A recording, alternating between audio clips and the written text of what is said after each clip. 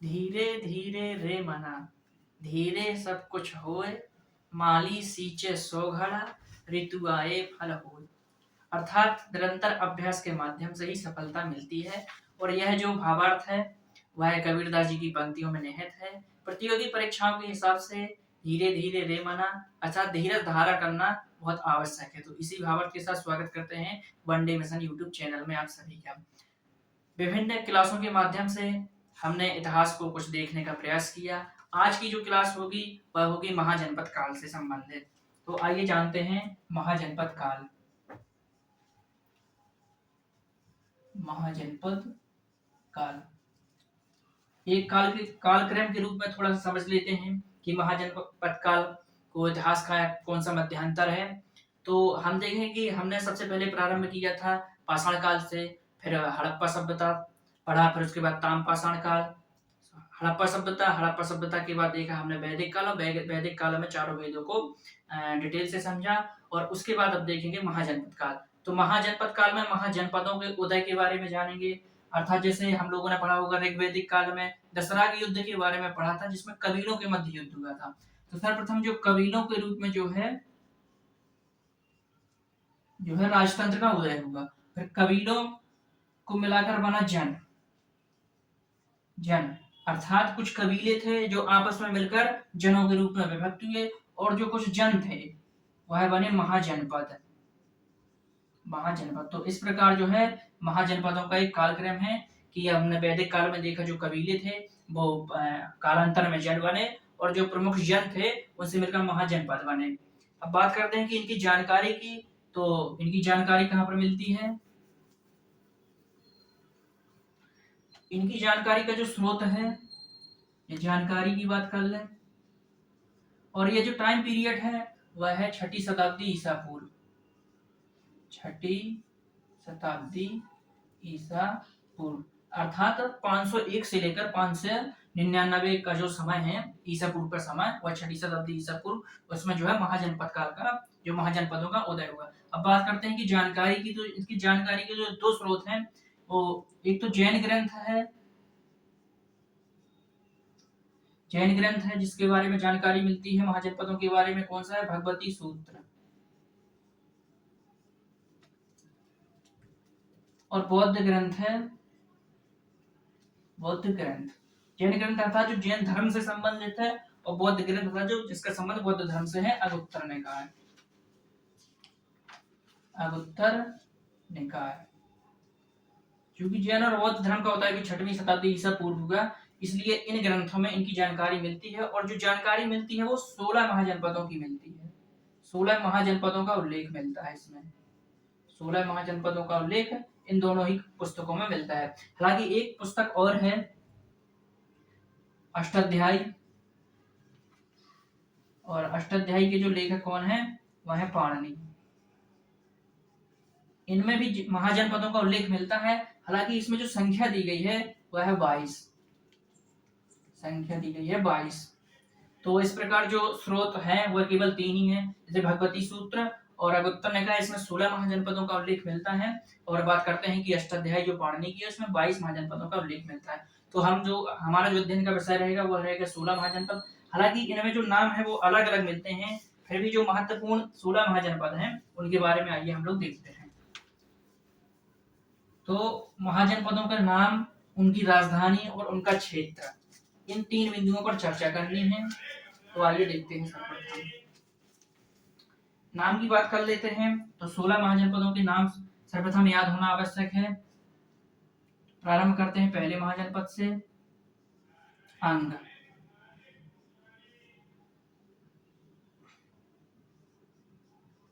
नाम, राजधानी और उसका जो आधुनिक क्षेत्र, इन 3 बिंदुओं पर चर्चा करनी है। तो जो पहला महाजनपद है वह है अंग, और इसकी राजधानी क्या थी? चंपा। चलिए पहले केवल नाम के बारे में जान लेते हैं, फिर सभी को क्रम से देखेंगे। अंग,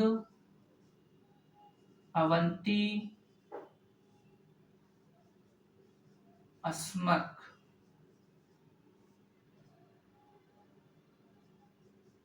काशी, कुरु, कौशल कंबोज। इनको याद करने की ट्रिक भी बताएंगे। मगध, मत्स्य और मल।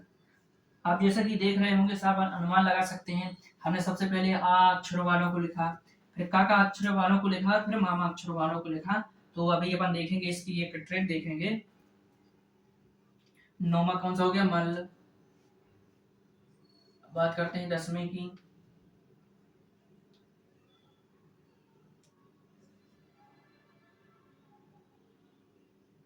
वत्स,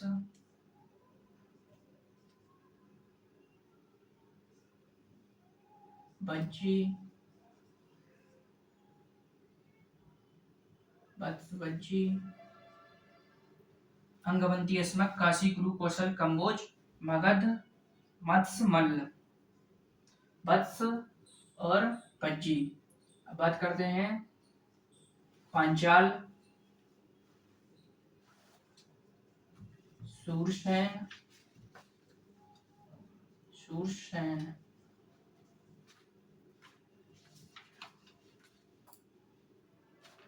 चेदी, गांधार, एक 16वां। एक कोई भूल रहा है, देखिए। अंगवंती, अस्मक, काशी, कुरु, कौशल, कंबोज, मगध, मत्स्य, मल्ल, वत्स, बज्जी, पांचाल, शूरसेन, चेदी, गांधार। एक कोई मिस हो रहा है, ये देख लेते हैं।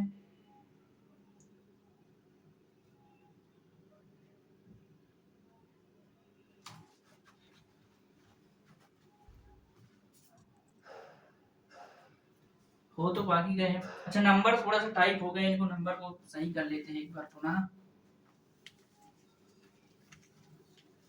नंबर टाइपिंग गलत की वजह से हो गया है। पहला जो है अवंग, अंग, दूसरा है अवंती, तीसरा है अस्मक, चौथा है काशी, पांचवा कुरु, छठवां कौशल, सातवां कंबोज, आठवां मगध, नौवां मत्स्य और 10वां मल्ल। 11वां हो जाएगा वत्स, 12वां बज्जी, 13वां पांचाल, 14वां शूरसेन, 15वां चेदी और 16वां गांधार। आइए, तो जैसा हमने कहा था कि ट्रिक के माध्यम से देखेंगे। सबसे पहले ए वाले जो है वो है 3, तो इनको कैसे लिखेंगे? 3A। इस प्रकार से अपन अंग, अवंती, अस्मक ये याद कर सकते हैं। और के वाले जो हैं, जिनका प्रारंभ के से होता है, जैसे काशी, कुरु, कौशल, कंबोज की बात करें तो यह 4 हैं, तो 4 के नाम हैं। अब बात करते हैं एम वाले, तो एम वाले 3 है, तो 3M से। इस प्रकार 4 3 7 3 10 ये अपन आसानी से याद कर सकते हैं, केवल प्रैक्टिस करने की आवश्यकता होगी। 3A से हो जाएगा अंग, अवंती, अस्मक, और 4K से हो जाएगा काशी, कुरु, कौशल, कंबोज, और 3M से हो जाएगा मगध, मत्स्य और मल। अब बात करते हैं यहाँ पर, तो जो भी वाले हैं, तो 2 भी वाले हैं, तो इस प्रकार से वत्स वैशाली हो जाएगा। और इसकी जो ट्रिक होगी वह होगी, जैसे पीएससी की आप लोग तैयारी करते हैं, और जी अर्थात घर बैठे, तो पीएससी घर बैठे तैयारी करते हैं। इस प्रकार 16 महाजनपदों के नाम हम याद कर सकते हैं। अब बात करते हैं राजधानियों की। तो अंग की जो राजधानी है, अंग की राजधानी है चंपा, और इसका जो क्षेत्र है वह है बिहार में भागलपुर, और मुंगेर वाला जो आधुनिक इलाका है वह जो है अंग का जो वर्तमान क्षेत्र है वह भागलपुर और मुंगेर का है। अब बात करते हैं अवंती की, तो अवंती का नाम आप लोगों ने शायद सुना होगा। इसकी 2 राजधानियां थी, एक उत्तरी अवंती थी जिसकी राजधानी थी उज्जैनी, और जो दक्षिणी अवंती थी उसकी राजधानी थी माहिष्मती। और यह क्षेत्र जो है वो जो आधुनिक उज्जैन है, जो महाकाल की नगरी के नाम से प्रसिद्ध है, वह आधुनिक क्षेत्र प्राचीन अवंती जनपद से संबंधित था। अब बात करते हैं अस्मक की, तो अस्मक की जो राजधानी थी वो थी पोटन, या इसको पोटली के नाम से भी जाना जाता है। और इसका जो क्षेत्र है वह है गोदावरी नदी के इलाका। गोदावरी नदी अर्थात गोदावरी नदी का जो क्षेत्र है वह महाराष्ट्र में है। इसका एक महत्वपूर्ण बिंदु यह है कि अस्मक महाजनपद जो है दक्षिण भारत का एकमात्र महाजनपद है। तो आपसे ऐसा क्वेश्चन पूछा जा सकता है कि इनमें से कौन सा महाजनपद दक्षिण भारत में अवस्थित था। तो जो असमक महाजनपद है वह दक्षिण भारत में अवस्थित था। आइए देख लेते हैं काशी। तो काशी, चूंकि आप लोगों को शायद पता हो, जो वाराणसी है, वाराणसी, तो वाराणसी का जो पुराना नाम है वह काशी ही है। तो काशी की राजधानी वाराणसी और इसका जो आधुनिक क्षेत्र है वह भी वाराणसी वाले क्षेत्र के आसपास था।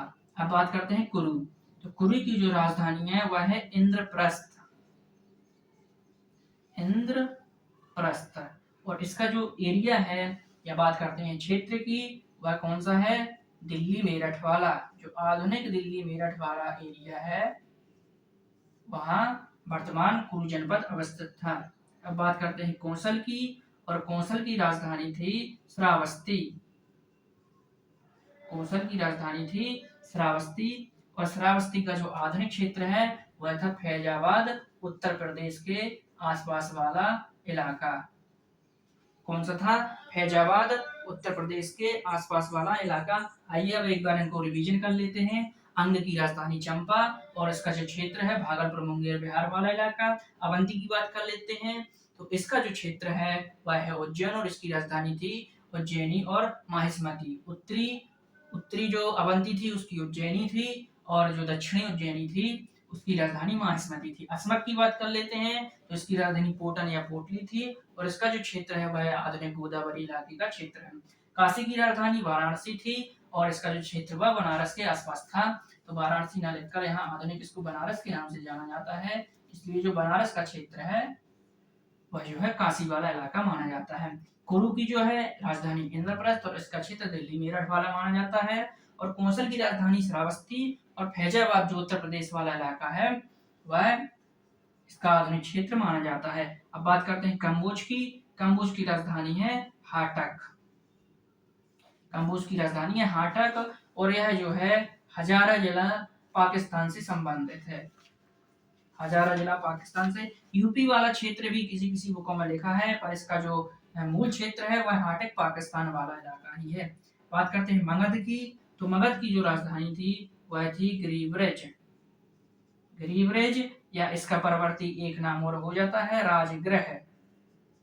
गिरिब्रेज या राजगृह ये राजधानी थी, और इसका जो आधुनिक क्षेत्र है वह है बिहार का पटना वाला इलाका। अब बात करते हैं मत्स्य की। तो मत्स्य की जो राजधानी थी वह थी विराटनगर। विराटनगर। राजधानियों को याद करने की भी छोटी छोटी सी ट्रिक है, ये मान लीजिए कि अपन लॉजिक बनाने का प्रयास करेंगे इनको याद करने के लिए। अब बात करते हैं मत्स्य का जो एरिया था वह आधुनिक जयपुर के आसपास अवस्थित था। जयपुर कहाँ है, राजस्थान में। बात करते हैं मल्ल की। तो मल्ल जो है एक गणतंत्र राज्य था। गणतंत्र अर्थात जो विभिन्न छोटे छोटे गणतंत्र थे उनको मिलकर एक महाजनपद बना था। तो इसमें दो गणतंत्र थे, एक तो इसकी पहले राजधानी देख लेते हैं। इसकी राजधानी थी कुशावती, और एक राजधानी थी पावापुरी। तो कुशीनारा के मल्ल और पावा के मल्ल, इन दो नामों से इनको जाना जाता था। और आप लोगों को शायद पता होगा कि पावापुरी में जो है महावीर जन्म हुआ है, महावीर स्वामी का जन्म हुआ है, महावीर स्वामी का जन्म हुआ, जो जैन धर्म के प्रवर्तक हैं। और कुशावती में जो है वो बुद्ध को निर्वाण प्राप्त हुआ था, अर्थात बुद्ध का जो देहांत हुआ था, देहांत और कहा हुआ था कुशावती में। अर्थात मल्ल बहुत ही महत्वपूर्ण महाजनपद है। इसमें से एक जो अपने देवता तुल्य माने जाते हैं भगवान बुद्ध, उनका जन्म उनको मतलब निर्वाण की प्राप्ति हुई थी, और महावीर स्वामी का जन्म हुआ था। अब बात करते हैं वत्स की। तो वत्स की राजधानी क्या थी, कौशाम्बी। वत्स की राजधानी थी कौशाम्बी, और जो कौशाम्बी का आधुनिक इलाका माना जाता है वह माना जाता है प्रयागराज के आसपास का। प्रयागराज अर्थात जिसका पुराना नाम इलाहाबाद था। प्रयागराज जो संगम वाला इलाका है वह कौशाम्बी का माना जाता है। अब बात करते हैं बज्जी की। तो बज्जी की जो राजधानी थी वह थी वैशाली। बज्जी की राजधानी क्या थी, तो बज्जी की राजधानी थी वैशाली, और इसकी अन्य राजधानियां थी विदेह और मिथिला। विदेह और मिथिला भी इसकी अन्य राजधानियों का वर्णन मिलता है। और यह जो आधुनिक इलाका है वह मुजफ्फरपुर और दरभंगा जो आधुनिक जिले हैं, मुजफ्फरपुर व दरभंगा जो आधुनिक अपने जिले हैं, वहां पर इसकी अवस्थिति मानी जाती है। अब बात करते हैं पांचाल की। तो पांचाल का जो इलाका है, पांचाल की जो राजधानी है वो मानी जाती है अहिछत्रप और काम्पिली भी जिसको बोला जाता है, काम्पिल। अहिछत्रप और काम्पिल ये पांचाल की राजधानियां मानी जाती हैं। और इसका जो क्षेत्र है वह है अपना बरेली वाला,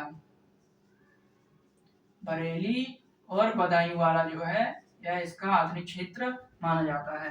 अब बात करते हैं सूरसेन की। तो सूरसेन की राजधानी है मथुरा और इसका जो क्षेत्र माना जाता है वो आधुनिक जो मथुरा है जिसका पुराना नाम फैजाबाद था वह माना जाता है। अब बात करते हैं चेदी की। तो चेदी की जो राजधानी है वह है सुक्तिमती। चेदी की राजधानी सुक्तिमती है और इसका जो इलाका माना जाता है वह है बुंदेलखंड।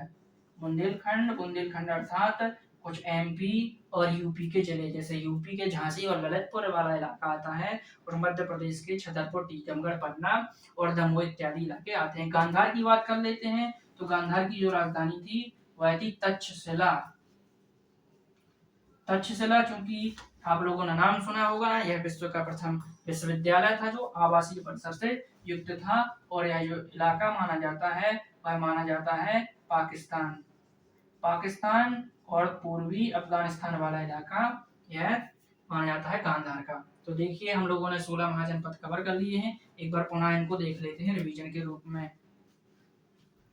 बात करते हैं अंग की राजधानी चंपा। तो इनको याद अपन ऐसे कर सकते हैं कि आप देखिए केवल जो अंग की मात्रा है वो केवल इसमें लगी हुई है और केवल एकमात्र ऐसी राजधानी है चंपा जिसमें अंग की मात्रा लगी हुई है। तो अपन इसको ऐसे याद कर सकते हैं। बात करते हैं अवंती की। तो अवंती की राजधानी उज्जैनी है। इनको याद करने में कोई दिक्कत नहीं होती क्योंकि ये नाम बहुत सुना सुना रहता है।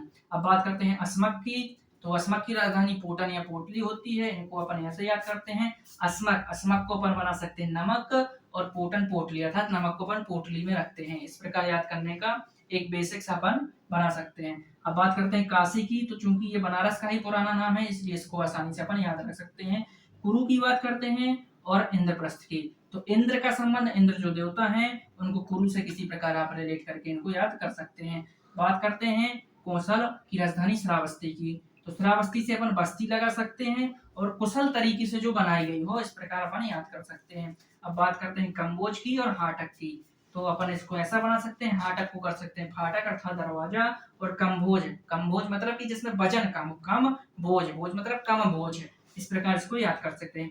जैसे मगध की है राजगृह या ग्रीवरेज, ये भी अपन आसानी से याद कर सकते हैं। बात करते हैं मत्स्य की और विराटनगर की। मत्स्य अर्थात मछली और विराट मतलब कि उसका आकार बहुत बड़ा, जैसे आपने सुना होगा कि वेल मछली जो है वो बहुत बड़ी होती है, उसी प्रकार इसको याद कर सकते हैं। मल्ल की बात करते हैं। मल्ल जो है कुश्ती लड़ते हैं और जो है कोई पावा और पुरी, तो पुरी में कुश्ती लड़ते हैं मल्ल, ऐसा करके आप कुछ बना सकते हैं। बात करते हैं वत्स की। तो वत्स की जो राजधानी है वह है कौशाम्बी। तो वत्स मतलब कि चेले से संबंधित जो शिष्य होता है, और कौशाम्बी से अपन कोष से संबंधित कुछ बना सकते हैं कि जो है छात्र है वो बहुत बड़ा कोष होता है, इस प्रकार से बना सकते हैं। अब बात करते हैं बज्जी की और वैशाली की। तो इसको वाह से रिलेट करके आप बना सकते हैं। अब बात करते हैं पांचाल की और अहिछत्र, इसलिए आप इसको भी किसी प्रकार से बना सकते हैं। उसी प्रकार सूरसेन की राजधानी मथुरा, चेदी की सुक्तमती और गांधार की तक्षशिला। तो ये अपने संपूर्ण महाजनपद कवर हो गए हैं और इनका जो एरिया है वो भी आप लोगों ने जान लिया है लगभग। अब अपन जो कल की क्लास होगी उसमें देखेंगे धर्म से संबंधित, अर्थात इसके बाद जो बौद्ध धर्म और जैन धर्म का उदय हुआ उससे संबंधित संपूर्ण जानकारी देखेंगे। चलिए तो धन्यवाद, बताइएगा कैसी लगी क्लास। धन्यवाद, मिलते हैं अगली क्लास में।